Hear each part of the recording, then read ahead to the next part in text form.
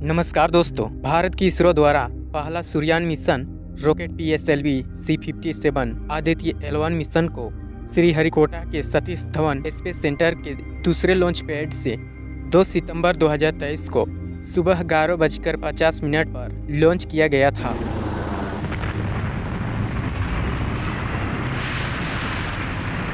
यह इसरो का पहला सूर्ययान मिशन यानी आदित्य L1 मिशन है। इस मिशन की लागत लगभग 400 करोड़ रुपया है। इसमें आदित्य का अर्थ है सूर्य और L1 उस कक्षा का नाम है जिस स्थान पर रहकर सूर्य का रिसर्च करेगा। इस कक्षा की पृथ्वी से 15 लाख किलोमीटर दूर है जहां इसे स्थापित किया गया।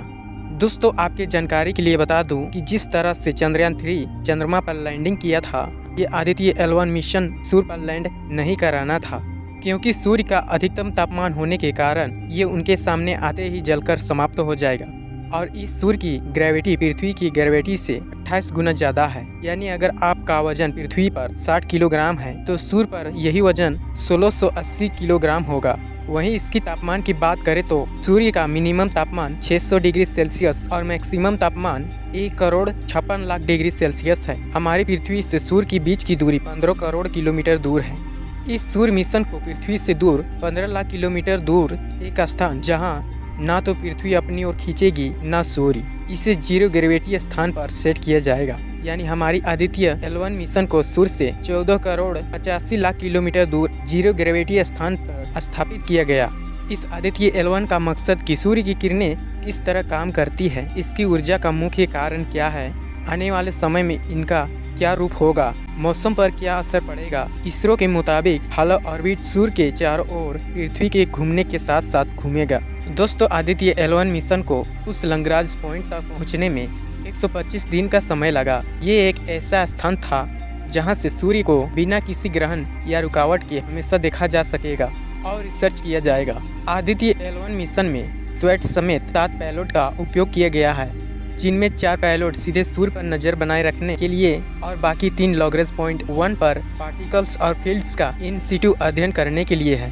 विजिबल इमिशन लाइन कोरोनाग्राफ, इस पेलोड को URACC में उपग्रह के साथ एकीकृत करना, VELC में सौर डिस्क को अलग करने और डिस्क से प्रकाश को अलग करने के लिए एक तंत्र लगा हुआ है। इनसे सूर्य के कोरोना भाग से प्रकाश को आगे की प्रक्रिया के लिए कोरोनाग्राफ द्वारा कैप्चर करना।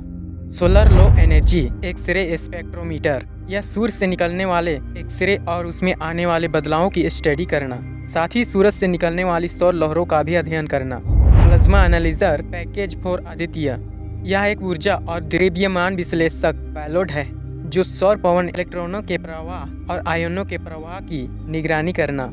इसमें 2 सेंसर भी हैं। High energy L1 orbiting x ray spectrometer, यह उच्च ऊर्जा एक्सरे में सौर ज्वालाओं का अध्ययन करने के लिए डिजाइन किया गया है। सोलर अल्ट्रावायलेट इमेजिंग टेलीस्कोप, यह अल्ट्रावायलेट तरंगदैर्घ्य रेंज में सौर डिस्क की फोटो लेना।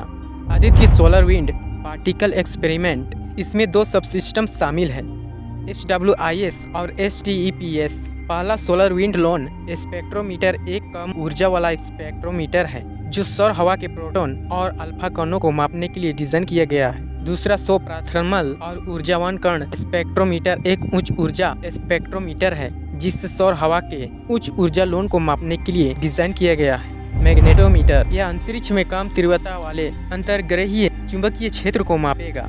इसमें चुंबकीय सेंसर के 2 सेट हैं, एक 5 मीटर तैनात करने के योग्य बूम की नोक पर और दूसरा बूम के बीच में अंतरिक्षयान से 3 मीटर दूर है। आदित्य L1 मिशन करीब 126 दिन के सफर के बाद 6 जनवरी 2024 को लगभग शाम 4 बजे L1 पॉइंट तक पहुंच जाता है। वहीं 6 दिसंबर 2023 को एक महीने पहले सूर्य के अलग अलग प्रकार के 12 फुल डिस्क में फोटो लेता है जो इस धरती के लोग आज तक नहीं देखे थे। इस L1 बिंदु पर पृथ्वी और सूर्य का गुरुत्वाकर्षण बल है वो सामान्य है।